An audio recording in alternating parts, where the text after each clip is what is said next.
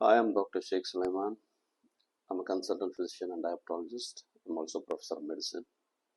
இந்த வீடியோவில் நம்ம என்ன பார்க்க போகிறோம்னா about gut microbiota. நம்ம உடலில் இருக்கிற கிருமிகளை பற்றி பார்க்க போகிறோம். There's saying in English that you are what you eat. தமிழில் உணவே மருந்து அப்படின்னு சொல்லுவாங்க. And Hippocrates said that all diseases begin in the gut. அப்படின்னா என்ன? ஸோ நம்ம உடம்புல we harbor trillions of bacteria, viruses, fungi, கோடான கோடி இருக்குது. நம்ம உடல்ல இருக்குது, வெளியும் இருக்குது. முக்கியமாக குடல்ல நிறைய இருக்குது. அதுவும் பர்டிகுலராக ஸ்மால் இன்டெஸ்டைன் அண்ட் கோலன், அதாவது சிறுகுடல்லையும் மலக்குடல்லையும் நிறைய கோடிக்கணக்கான பாக்டீரியா இருக்குது. Bacteria, virus, fungi, microorganisms. Bacteria, வைரஸ்னா கெட்டதானா? எல்லாம் கெட்டதில்லை. நம்ம உடல்ல நல்ல பாக்டீரியாக்கள் இருக்கு. அது நம்ம உடல் நலத்திற்கு ரொம்ப முக்கியமான ஒண்ணு. ஒவ்வொருத்தருக்கும் ஒவ்வொரு மாதிரி இருக்கும். It's like our fingerprint. நம்மளுக்கு ஒரு ஒன் டைவர்ஸ் பாக்டீரியா இருக்கும், இன்னொருத்தவங்க வேற மாதிரி இருக்கும், அமெரிக்கன்ஸுக்கு வேற மாதிரி இருக்கும். So it varies from individual to individual, but by and large diversity, நிறைய பாக்டீரியாக்கள் இருக்கிறது, நிறைய வகையான பாக்டீரியாக்கள், மைக்ரோ ஆர்கனிசம்ஸ் இருக்கிறது நம்ம உடல் நலத்துக்கு ரொம்ப முக்கியமானது. There are certain factors that can affect the gut microbiota. நம்ம குடல்ல இருக்கிற பாக்டீரியாக்களை சில ஃபேக்டர்ஸ் அஃபெக்ட் பண்ணும். அதில் ஒன்று ஏஜ். சிறு வயசில் ஒரு மாதிரி இருக்கலாம், வளரும் போது ஒரு மாதிரி இருக்கலாம், வயசானதுக்கு ஒரு மாதிரி இருக்கலாம். Sex, race and ethnicity. சொன்ன இல்லையா, இந்தியன்ஸ்க்கு ஒரு மாதிரி இருக்கும், அமெரிக்கன்ஸ்க்கு ஒரு மாதிரி இருக்கும், ஏஷியன்ஸ்க்கு ஒரு மாதிரி இருக்கும், ஆப்ரிக்கன்ஸ்க்கு ஒரு மாதிரி. இதெல்லாம் நிறைய காரணங்கள் இருக்குது. முக்கியமாக diet, what we eat. You are what you eat, right? So நம்ம உணவு பழக்க வழக்கங்கள் நம்ம கட் மைக்ரோபயோட்டாவோட டைவர்சிட்டியை டிசைட் பண்ணும். whether we take a lot of plant-based meat or meat-based meat or a balanced meat, all that matters. குழந்தைகளுக்கும் அது ரொம்ப முக்கியம். ஏன்னா இன்ஃபென்ட்ஸில் குழந்தை வயிற்றில் இருக்கும்போது மெட்டர்னல் நியூட்ரிஷன், அம்மாவோட நியூட்ரிஷன் எப்படிங்கிறது ரொம்ப முக்கியம். The mode of delivery, whether it is vaginal or cesarean. Vaginal delivery போது it will get exposed to the vaginal canal. A host of organisms that expose ஆகும். அதற்கு நன்மையை தரும். Whether they are breastfed, தாய்ப்பால் கொடுக்குறாங்களா, or formula fed, tin பால் கொடுக்குறாங்களா, இதெல்லாம் decide பண்ணும். The breastfed infants will have a diverse microbiota which is helpful later on in life. கடைசியா frequent antibiotic exposure will affect the gut microbiome. ஏன்னா antibiotic கிருமி நாசினி, கிருமியை கொல்லும் இல்லையா? அதுக்கு நல்ல பாக்டீரியா, கெட்ட பாக்டீரியா தெரியாது. நல்ல பாக்டீரியா கொல்லணும். To get those bacteria back is going to be very difficult and it's a long term process. சரி, இந்த gut microbiota, it is the largest organ in our body, not the liver, not the skin. The gut microbiota, நம்ம உடம்புல குடல்ல இருக்க கிருமிகள் தான் as a collectively are the largest organ in the body. இது பல functions, it has a lot of functions. These gut microbiota has a lot of functions. ஒன்று as we all know, digestion, gut motility, அதுக்கு ரொம்ப important function. It is the largest immune system in the body. It has more immune cells than any other organ in the body. நம்ம குடல்ல எதிர்ப்பு சக்தி உண்டான எதிர்ப்பு சக்திக்கு தேவையான அந்த செல்ஸ் இருக்கு இல்லையா, அது நம்ம குடல்ல தான் இருக்கிறதே அதிகமா இருக்கும்.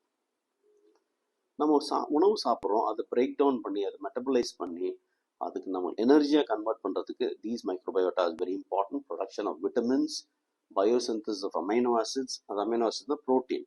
எல்லாமே நம்ம gut microbiota தான் செய்யும். The gut brain axis, the gut will always talk to the brain via the vagus nerve.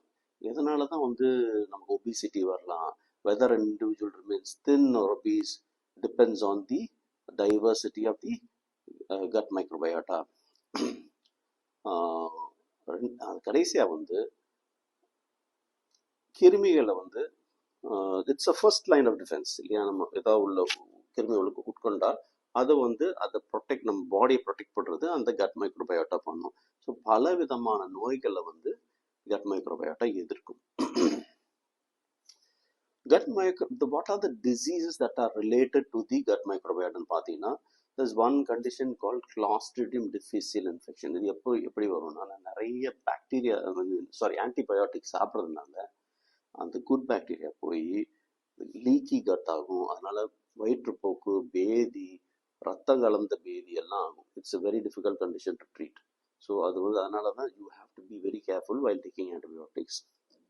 Allergies, most of the allergies, skin ஆகட்டும், respiratory system like asthma, wheezing, தும்மல், இது எல்லாமே வந்து இந்த கட் மைக்ரோபயோட்டா டைவர்ஸாக இல்லாமல் நல்ல கட் மைக்ரோபயோம் இல்லாதனால வர்றது. இன்ஃப்ளமேட்டரி பவுல் டிசீஸ் ஒரு கண்டிஷன் வரலாம். Metabolic disease like obesity, diabetes, இதுக்கு எல்லாமே காரணம் we think that the gut is responsible for all this. அதை விட important, heart disease like heart attack, heart failure எல்லாமே வந்து கட் மைக்ரோபயோட்டா ரிலேட்டட் டிசீசஸ். குழந்தைகளுக்கு வந்து ஆட்டிசம், அதாவது மூளை வளர்ச்சி பாதிக்கப்படலாம். They can be depressed. Depression குழந்தைகளுக்கு மட்டும் இல்லை, நமக்கும் கட் மைக்ரோபயோம் டைவர்ஸ் எல்லாம் நமக்கும் வரலாம். And finally it prevents a lot of cancers, especially மலக்குடலில் வர கேன்சரை வந்து அது ப்ரிவென்ட் பண்ணும். ஸோ இதை வந்து நம்ம மைக்ரோபயோம் நம்ம உடம்புல வந்து நம்ம குடலில் வந்து ஹெல்த்தி பாக்டீரியா எப்படி உருவாக்குறது அப்படின்னு பார்த்தீங்கன்னா, you should eat a lot of fibre. இப்போ என்னன்னா, நம்ம சிம்பிள் மீட்டை மட்டும் சாப்பிட்டுட்டு இருக்கோம்னு வச்சுங்க, அப்போ என்ன ஆகும்னா, மீட்டை பிரேக் டவுன் பண்ணுற ஆர்கனிசம்ஸ் வந்து ஸ்மால் இன்டெஸ்டைன்லேயே இருக்கும். They will break down and the energy will be absorbed. மலக்குடலில் இருக்கிற குட் பாக்டீரியாவுக்கு வந்து நியூட்ரிஷன் போகாது. These depend on fibres. ஃபைபர்ஸ்னால் நார் சத்து நிறைந்த உணவுகள் சாப்பிட்டாதான் நமக்கு வந்து அந்த பாக்டீரியாவை நம்ம ஃபீட் பண்ண முடியும். நாள் பட அதை ஃபீட் பண்ணாமல் போச்சு, அது வெறும் மீட் மட்டும் சாப்பிட்ருந்தோம்னா அதுக்கு உண்டான உணவு கிடைக்காது, அது செத்து போயிடும். செத்து போயிடுச்சுன்னா to bring it back is going to be difficult because all the other organisms will replace them. அதை ரீப்ளேஸ் பண்ணிடுச்சுன்னா நம்ம திருப்பி கொண்டு வரது கஷ்டம். ஸோ நார் சத்து நிறைந்த உணவுகள் சாப்பிடணும். பொதுவாக you have to eat a balance diet because meat is also important because it's an important source of protein. It's a complete source of protein. So மீட்டும் எடுக்கணும், ஆனால் நார் சத்து நிறைந்த உணவுகள் நாம் சாப்பிடணும். லைக் ப்ரோபயோட்டிக்ஸ் நம்ம டே டு டே இன்டேக்கில் என்ன இருக்கலாம்னா, மோர், yoghurt, butter, all these fermented food இருக்கு இல்லையா, அது எல்லாமே probiotics which are very helpful for the good bacteria. இதில் ரொம்ப முக்கியமானவங்க வந்து அந்த பழைய சோறு இருக்கு இல்லையா, நைட்டு நம்ம வச்சு காலையில் சாப்பிடுவோம் பழைய சோறு. It is rich in lactobacillus. It is a very very healthy food. அதை நீங்கள் சாப்பிடலாம். Then take a lot of vegetables and fruits which are rich in fibre. அதில் ஒன்று வந்து பனங்கிழங்கு. இப்போ நம்ம யாருமே சாப்பிட்றதில்ல. பனங்கிழங்கு வந்து it's a very rich source of fiber which will help your the good bacteria in the gut. So next time when you have a gut feeling, you better listen to it, eat healthy and stay healthy. Take care.